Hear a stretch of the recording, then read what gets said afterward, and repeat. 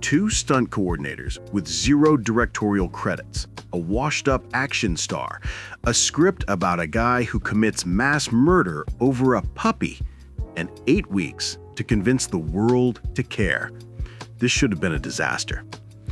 A $25 million budget, a production so doubtful that major studios refused to touch it until Lionsgate signed on just 8 weeks before its October 2014 release. John Wick was supposed to disappear. Analysts projected a $7 to $10 million opening weekend. Safe, modest, forgettable. It debuted at $14.4 million, nearly double the forecast. This is the story of a film that became a franchise worth over $1 billion by doing exactly what Hollywood tells you never works. First-time directors, a mid-budget gamble, an actor whose recent projects had financially underperformed, and a script that only made sense if you trusted the audience to care about a man who kills 80 people over a dead dog. What you're about to understand is how creative autonomy and precision choreography and outgun studio formulas.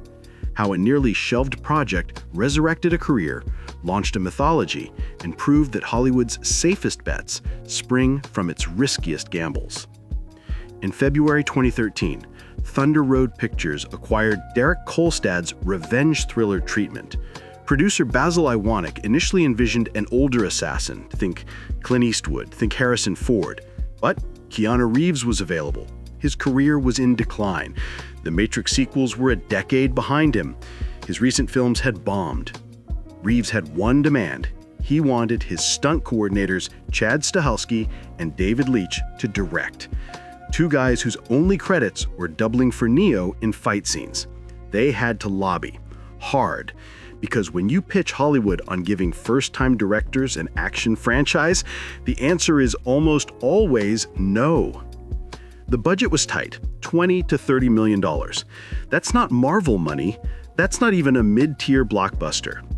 So they shot in freezing New York nights, location shoots, limited daylight, and they choreographed sequences designed to be captured in long, unbroken takes. No rapid cuts, no shaky cam, no hiding bad choreography behind editing tricks. While every other action film was hiding bad choreography behind epileptic editing, 3 cuts per punch, shake the camera until nausea sets in, Stahelski and Leitch did the opposite. They held the shot, let you see everything. It was the difference between watching a magic trick and watching a master craftsman work. One hides the method, the other trusts you to appreciate the skill. This wasn't an aesthetic choice born from freedom. It was necessity engineered into style. Every dollar had to be visible on screen. Every punch had to have weight. Early production nearly broke morale. Iwanek watched the crew light a stuffed dog stand-in and became convinced the film would fail. A man killing 80 people over a dead dog sounds absurd on paper, but grief isn't rational. And John Wick understood something most action films forget. The smaller the loss, the more human the rage. We've all lost something irreplaceable.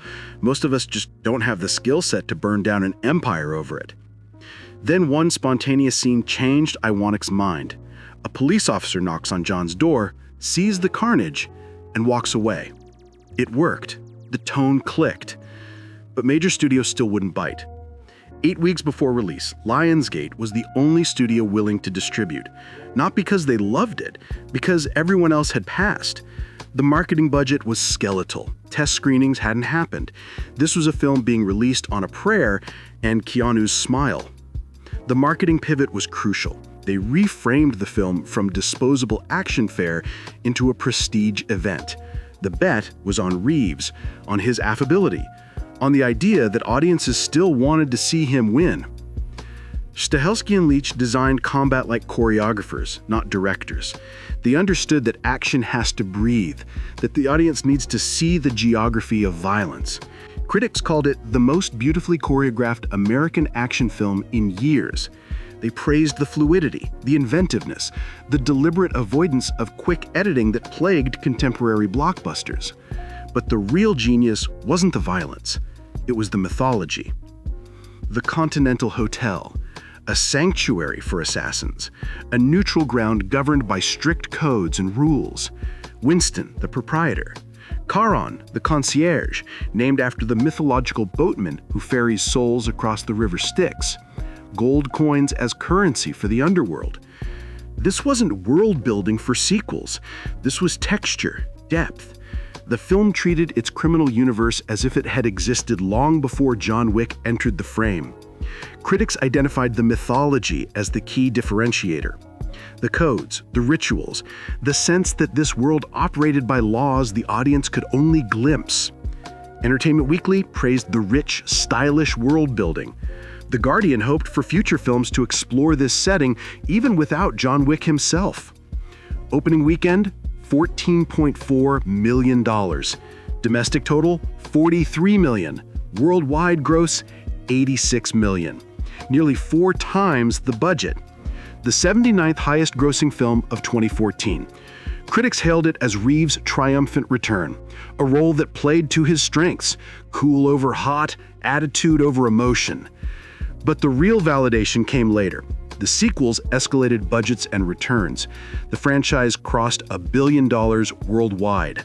Spin-offs, series, a devoted fan base built around a mythology introduced in a film that almost never got made. John Wick proved that the boldest studio bet is often on creative autonomy, where precision choreography and unwavering vision can outgun the biggest budgets. Hollywood operates on fear. Fear of the untested, fear of the mid-budget gamble, fear of trusting artists who've never directed a feature. But every dollar John Wick spent shot back nearly 4-fold.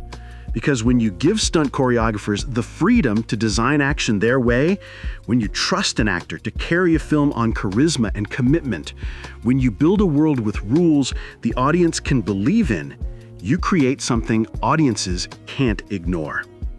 This wasn't a fluke. It was execution. Tight schedules and frozen nights laid the groundwork for the film's distinctive long-take combat style. Budget constraints forced creative solutions that became signature techniques. Doubling lowball forecasts in its opening weekend turned John Wick from a near-shelved project into a franchise cornerstone. What began as a spec script sale morphed into a director gamble when Reeves demanded Stahelski and Leitch lead the shoot. The result is a billion-dollar empire built on $25 million of faith. John Wick proved that audiences don't want safe. They want belief. Belief that the people making the film care as much as the character on screen. Belief that every frame matters. Belief that sometimes the best way to honor your audience is to assume they're smart enough to keep up. So, when the studio system tells you to play it safe, to follow the formula, to trust the proven approach, ask yourself how many of those safe bets launched franchises? How many resurrected careers? How many built mythologies that audiences are still exploring a decade later? The next time someone tells you to play it safe, to follow the formula, to trust the proven approach, remember that $1 billion empire was built by 2 stunt guys who'd never directed anything, betting everything on long takes and a dead dog. The riskiest bet turned out to be the safest one all along.